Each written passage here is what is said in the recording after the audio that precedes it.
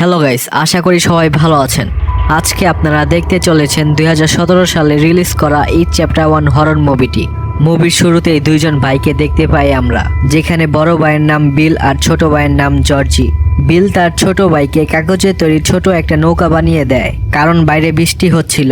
বিলের ছোট ভাই নৌকাটি নিয়ে বাইরের বৃষ্টিতে খেলতে যাচ্ছিল, আর তখনই ওর নৌকাটি পানিতে ভাসতে ভাসতে একটা ড্রেনে চলে যায়। আর যখন বাচ্চাটি নৌকাটি তুলতে ড্রেনের কাছে যায়, তখন ফার্স্ট টাইম আমরা পেনিওয়াইজকে দেখতে পাই। পেনিওয়াইজ বাচ্চাটিকে নৌকাটি দেওয়ার বাহানায় বাচ্চাটিকে কাছে ডাকে, আর বাচ্চাটি সামনে আসার সাথে সাথে একটা হাত খেয়ে ফেলে। এই কাহিনীর পর বাচ্চাটির আর কোনো খোঁজ খবর পাওয়া যায় না, যে বাচ্চাটি কোথায় গেছে, কোথায় আছে। আর তার বাড়ির লোক ভাবতাছে ও হারিয়ে গেছে। এরপর আমরা 1 বছর পর দেখতে পাই, সেখানে আমরা একটা স্কুল দেখতে পাই। সেখানে পরীক্ষার শেষ দিন ছিল, তারপরই গরমের ছুটি পড়ে যাবে। সেখানে 4 জন বাচ্চাকে দেখতে পাই আমরা। সেখানে তারা কিভাবে ছুটি কাটাবে তার পরিকল্পনা করছিল।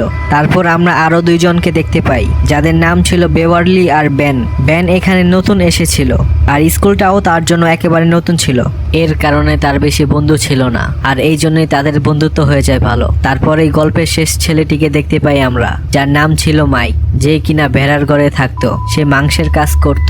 মাইক তার পরিবারের আইন কানুন ভাঙতে চাইতো, সেজন্য সে ভেড়াগুলোকে মারতে চাইতো না। কিন্তু তার দাদু তাকে বলতো সবসময়, পৃথিবীতে 2 ধরনের জীবন থাকে, একজন যে জীবন নেয়, আরেকজন যারা বিনা কারণে নিজের জীবন দিয়ে দেয়। তো তুমি বলো, তুমি দুটোর মধ্যে কোনটা হতে চাও? আর এখান থেকেই মূল গল্পটি শুরু হয়। সব বাচ্চারা নিজেদের ভয়ের মোকাবেলা একবার করে করলো। প্রথমে আসে মাইক। মাইক মাংস নিয়ে মাংসের দোকানে যায়। সে দরজার কাছে পৌঁছাতেই দেখে ভিতরে কিছু শব্দ হচ্ছে, আর তখনই কিছু জ্বলন্ত হাত বাইরে বের হওয়ার চেষ্টা করছে। আর মাইক তখন অনেক ভয় পায়, আর সেখান থেকে সে পালিয়ে যায়। এর পরের দৃশ্য দেখানো হচ্ছে স্ট্যানলির দিকে, যাকে রাবাইয়া পড়তে বলা হয়। আর এটি সে ঠিকভাবে পড়তে পারে না, যা দেখে তার বাবা বলে, তোমার দ্বারা কিছুই হবে না, তাই বইটা অফিসে গিয়ে রেখে দাও। সে বইটি রাখার সময় দেখে একটা ভয়ঙ্কর মহিলার ছবি, যা দেখে ও সবসময় ভয় পায়। এই ভয় পাওয়ার মূল কারণটি হলো পেনিওয়াইজ, যে সবাইকে তাদের আশেপাশে থাকা সবকিছু দিয়ে ভয় দেখাতো। এরপর আসে বেন, যে লাইব্রেরিতে বসে শহরের ব্যাপারে কিছু পুরনো খবর পড়তে গিয়ে জানতে পারে যে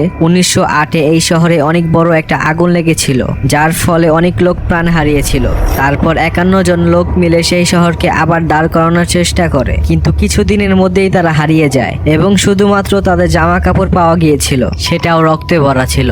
তারপর সে দেখতে পায় তার সামনে একটা বেলুন আসে। সে বেলুনের পিছে যায়, আর তারপরে সে আগে গিয়ে কিছু ইস্টার এগ দেখতে পায়। সে ডিমগুলোর পিছু করতে করতে নিচে একটা লাইব্রেরিতে এসে পৌঁছায়। সে সামনে দেখতে একটা মাথা কাটা বাচ্চা তার পিছনে পড়ে যায়। সে অনেক ভয়ে সেখান থেকে পালিয়ে যায়, কিন্তু বাইরে আসতেই কিছু বদমাইশ ছেলে ধরে নেয় তাকে। তাদের নাম হেনরি, পেড্রিক আর উইক্টার ছিল। তারা বাচ্চাটিকে বিরক্ত করতে শুরু করে, আর হেনরি, যে তাদের নেতা ছিল, সে চাইছিল ব্যানের পেটে এইচ লিখবে। আর তখনই সে একটা ছুরি দিয়ে তার পেটে এইচ লিখে। ব্যান সাহায্য এর জন্য অনেক ডাকাডাকি করে, কিন্তু কেউ তাকে সাহায্য করার জন্য সেখানে আসে না। আর তারপর ব্যান ওকে লাথি দিয়ে নিচে পড়ে যায়। তা দেখে হেনরি খুব রেগে যায়, আর তারপরে ব্যানের পিছে সবাই যেতে শুরু করে, কিন্তু ভুল করে তার ছুরি সেখানে পড়ে গিয়েছিল। লুকিয়ে ব্যান সেখান থেকে পালিয়ে যায়। অপরদিকে বিল তার বন্ধুদের সাথে সেখানে তার বাইকে খুঁজতেছিল। সেখানে সে একটা বাচ্চার জুতা পায়। তখনই ব্যান সেখানে এসে পড়ে। সেখানে বিলের একটি বন্ধু ভিতরে চলে যায়, কিন্তু সেখানে গিয়ে ও অনেকগুলো ভূত দেখতে পায়। তারপরে পেনিওয়াইজ এসে ওকেও মেরে ফেলে। তারপর তারা সবাই দোকানে যায় ব্যানের অবস্থা দেখে, কিন্তু ওষুধ কেনার পুরো টাকাটা ছিল না তাদের কাছে। আর তখনই তারা বেওয়ারলিকে দেখতে পায়, যাকে তারা বলে সাহায্য করতে। আর তাদের কাছে টাকা নেই বন্ধুকে বাঁচানোর জন্য। আর ব্যান এখন অনেক বাজে অবস্থায় রয়েছে। আর তখন বেওয়ারলি দোকানদারকে নিজের কথায় ফাঁসিয়ে নেয়, আর এর মধ্যে 4 জন ওষুধ নিয়ে পিছন দিয়ে পালিয়ে যায়। এরপর ব্যানকে ওষুধ লাগানো শুরু করে। এরপর বেওয়ারলিকে আমরা ঘরে দেখতে পাই, যেখানে সে নিজের বাবার সাথে থাকতো। তার বাবার সাথে তার ভালো সম্পর্ক ছিল না। তার মনে হতো তার বাবা তাকে সবসময় ব্যবহার করছে, কখনো তাকে ধরতো, আবার কখনো তার চুলের কথা বলতো। এই কারণে সে বিরক্ত হয়ে যায়। তারপর সে সব চুল কেটে দেয়। পরের দিন সব বন্ধুরা মিলে পুকুরে একসাথে মজা করছিল। গোসলের পর এডি ব্যানের একটা বই বের করে, যার মধ্যে শহরের পুরনো ছবি ছিল। তখন ব্যান বলে, আমার কাছে আরো এমন পুরনো অনেক ছবি আছে, তারা দেখতে চাইলে ব্যানের বাড়ি আসতে হবে। ব্যানের বাড়িতে পৌঁছে তারা দেখতে পায় যে ব্যানের কাছে সেই শহরের অনেক পুরনো ছবি আছে। এডি বলল যে আমার বাড়ি পৌঁছাতে অনেক দেরি হবে, তো আমি বের হব। এরপর এডি বাড়ি যাওয়ার সময় এমন একটা রাস্তা নিল, যেখানে কোনো একটা পুরনো বাড়ি ছিল।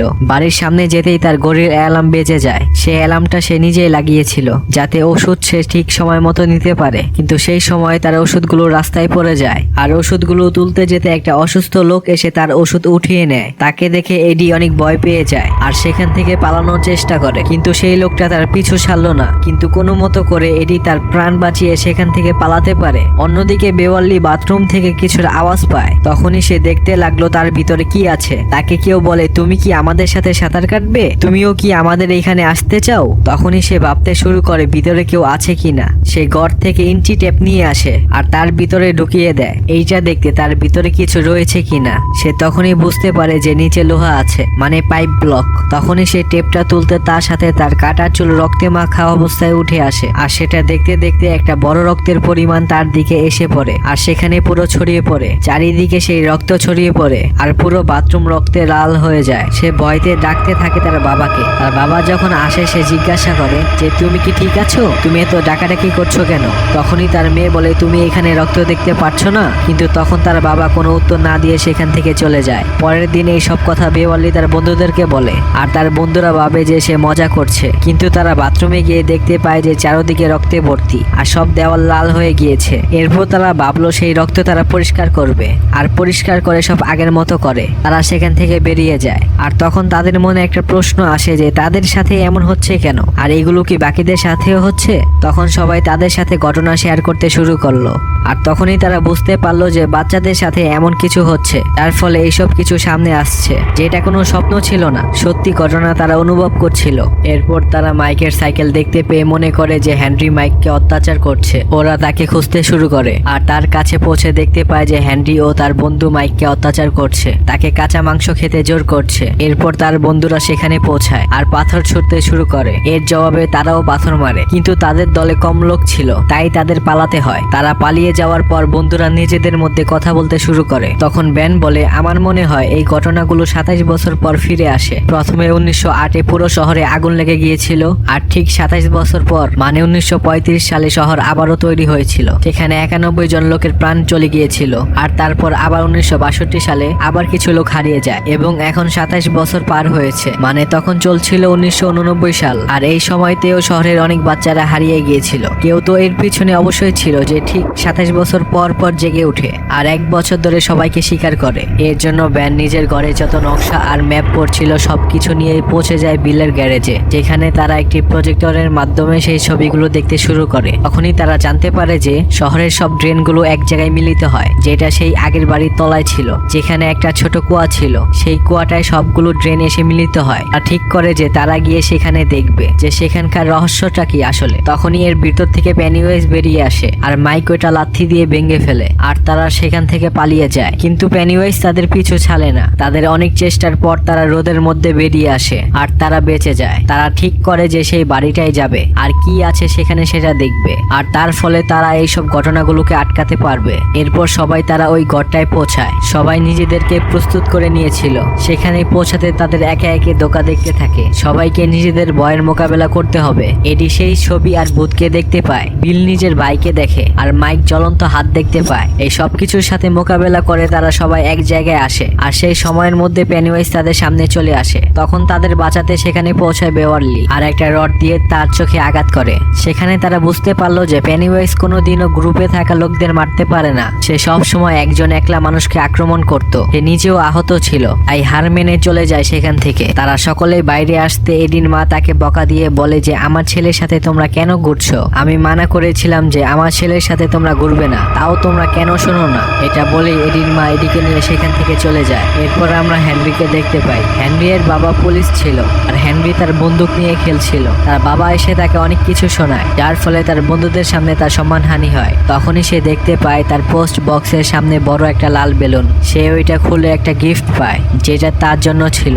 আর সেটার মধ্যে সেই ছুরিটা ছিল যেটা ব্যানকে হামলা করার সময় হারিয়ে যায়। তখনই সে পেনিওয়াইজের আওয়াজ শুনতে পায়। সে বলছে নিজের বাবাকে মেরে মেরে ফেলো। এই কথার বশে সে নিজের বাবাকে মেরে ফেলে। অন্যদিকে বেওয়ালি বিলের সাথে দেখা করবে বলে আর ঘর থেকে বের হতে যাচ্ছিল, তখনই তার বাবা তাকে আটকে নেয়। সে তার বাবার সাথেও মোকাবেলা করলো, কিন্তু তার বাবা তার সাথে জোর খাটাতে শুরু করে আর সে তার বাবার মাথায় মেরে বাথরুমে লুকিয়ে পড়ে এবং তার বাবা দরজা ভেঙে ভিতরে চলে যায়। সে তার বাবাকে আবার মেরে অজ্ঞান করে দেয়, কিন্তু পেনিওয়াইজ সেখানে এসে তাকে সাথে নিয়ে চলে যায়। বিল কথাটা জানতে পেরে তার বন্ধুদের জানায় যে তাদেরকে এক হতে হবে, সেই জায়গায় বেওয়ালিকে বাঁচাবে। তারা ঠিক করে যে একসাথে তারা সেই বাড়িতে যাবে আর সেই কুয়াটায় যাবে বলে ফুল প্রস্তুতি নিয়ে নেয়। তারা তার মধ্যে যাওয়ার চেষ্টা করে, তখনই মাইক তাদেরকে একটা দড়ি দেয় সেই কুয়াটার তলায় পৌঁছানোর জন্য। তখনই তাদের পিছনে হেনরি চলে আসে। হেনরি এসে মাইককে মারতে থাকে আর সবাই নিচ থেকে ডাকছিল যে মাইককে মেরো না, কিন্তু হেনরি শুনে না। আর মাইক আবার হেনরিকে মারতে সেই কুয়ায় পড়ে যায় আর তারপর মাইকও সেই দড়ির সাহায্যে সেখানে পৌঁছায়। সেখানে পৌঁছিয়ে তারা বেওয়ালিকে দেখতে পায়